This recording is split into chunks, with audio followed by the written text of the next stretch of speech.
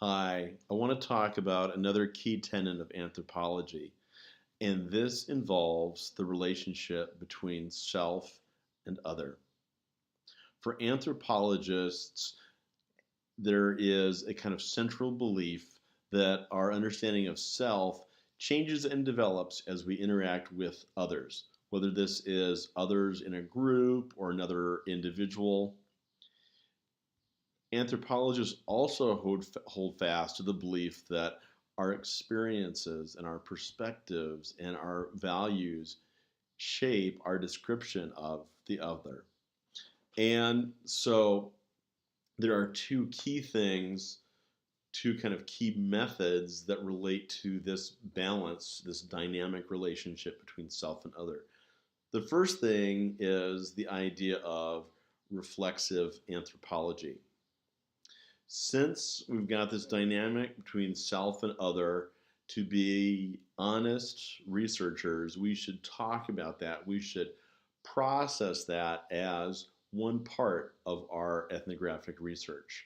And so when I'm looking at your ethnographic interviews or I'm looking at your final papers, I'll be looking for really three things. I'll be looking for rich description of what you're considering.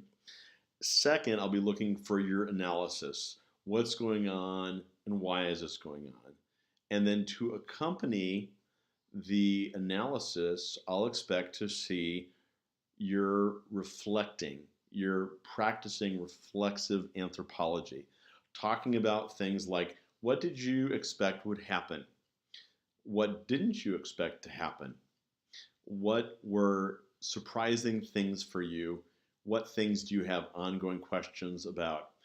And as you do your analysis, to also reflect on how experience, values, activities that you do could be shaping your description of the other. This is all part of an effort to give a balanced and complete picture in our ethnographic research. Anthropologists don't believe that in and of themselves our reports will naturally be objective.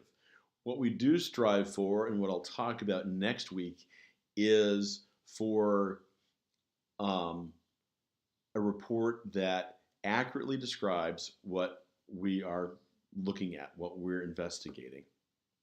Okay, the second part of the relationship of the self to the other is the idea and the method within anthropology of participant observation. When we go and we look at something, even our looking at it, even our sitting from a distance and observing has some effect on what's being observed. And in many cases, we are not going to simply be sitting. We may be standing. We may be dancing. We may be doing something else to be kind of a participant in the process. So, once again, anthropologists have to find the balance between to what extent they are a participant and to what extent they are an observer. If an anthropologist simply seeks to be an observer, he or she will not be able to get an accurate feel, an accurate sense of the completeness of the practice, celebration, rite, or other social activity that they're observing. So that's the one extreme. If you try to just observe, you're too removed to accurately assess the whole system that you're actually investigating. The second extreme is if you become solely a participant, you cease to be a researcher. You lose your ability to have some distance, to understand the difference between self and other, and keep them to some degree at a distance from one another. Now, This has been called in anthropology going native, uh, entering in and doing research on cultural practices and then simply becoming a participant in that. And there are cases written up about that. Clearly happens. I'm including a video with this week's contents to look at. And I consider it one of the more tragic videos about the risks of being a participant observer, especially if you go too far to one of the extremes. But I want to share things from anthropology that show you what anthropologies really wrestle with. Anthropology as a discipline has profound consequences for both the individual doing the research and for those whom he or she is researching.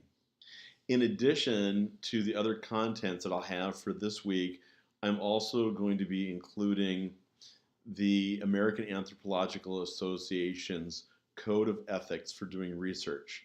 I'd like you to look at it. I'd like you to think about whether you agree with everything or would have questions or hesitations about anything. I think in general, it is a good document and it's very valuable for anthropologists to think about the ethics of what they're doing. And so that's it for now in terms of this balance of self and other, in terms of reflexive anthropology, and in terms of participant observation.